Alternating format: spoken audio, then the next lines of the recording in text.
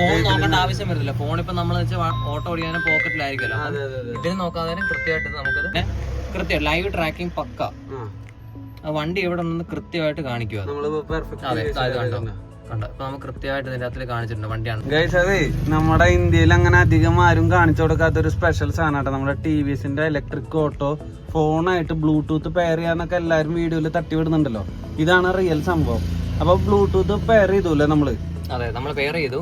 Kilometre വണ്ടി ഇപ്പൊ നിലവില് 3 കിലോമീറ്റർ 3.9 കിലോമീറ്റർ വണ്ടി ഓടി. അത് നമ്മുടെ ഡിസ്പ്ലേയിലും കാണിക്കും.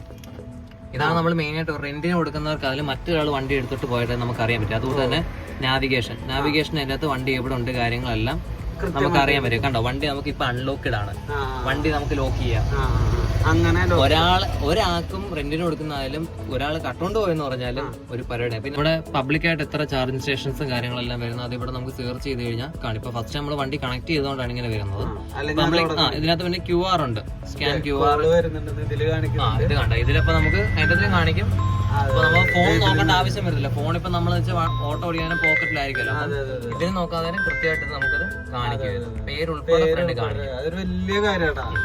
കസ്റ്റമേഴ്സിന് അത് എപ്പോഴും പോക്കറ്റിൽ നിന്ന് ഫോൺ എടുക്കും. ബാക്കിൽ കസ്റ്റമേഴ്സ് ഒക്കെ ഉണ്ട്. അതെ അതെ. പിന്നെ അതുകൊണ്ട് തന്നെ ചാർജിന്റെ എല്ലാം പക്കയായിട്ടുണ്ട്. എക്കോ മോഡിലാണ് വണ്ടി. ഇപ്പം 174 കിലോമീറ്റർ ഓടാനൊക്കെ ഉള്ളുണ്ട്. 96%. എല്ലാം പക്കയായിട്ട്. ഇതിലും വണ്ടിയിൽ എന്ത് കൃത്യമായിട്ട് ഡിസ്പ്ലേയിലുണ്ടോ അത് നമ്മുടെ ഫോണിൽ കാണിക്കും. പിന്നെ കൃത്യം ലൈവ് ട്രാക്കിംഗ് പക്ക വണ്ടി എവിടെ ഉണ്ടെന്ന് കൃത്യമായിട്ട് കാണിക്കുക.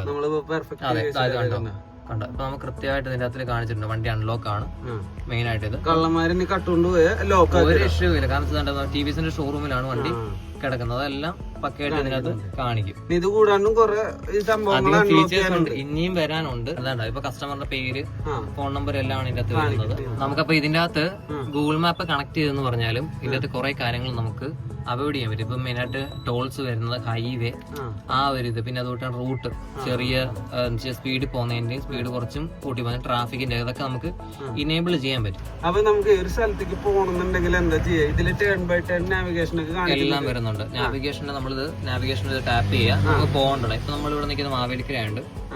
Mavelikkara railway station 3.7 kilometre. അത് ഇവിടെ ഓപ്പൺ ചെയ്യാം. സ്റ്റാർട്ട് കൊടുക്കുക. അതപ്പോ ഇതിന്റെ അകത്ത് കാണിക്കും. എവിടെയൊക്കെ തിരിയണോ എടുക്കണോ എന്നുള്ള എല്ലാം കാണിക്കണം. ഹെഡ് സൗത്ത് വെസ്റ്റ് നോർത്ത് അതെല്ലാം ഇതിനകത്ത് കാണിക്കും.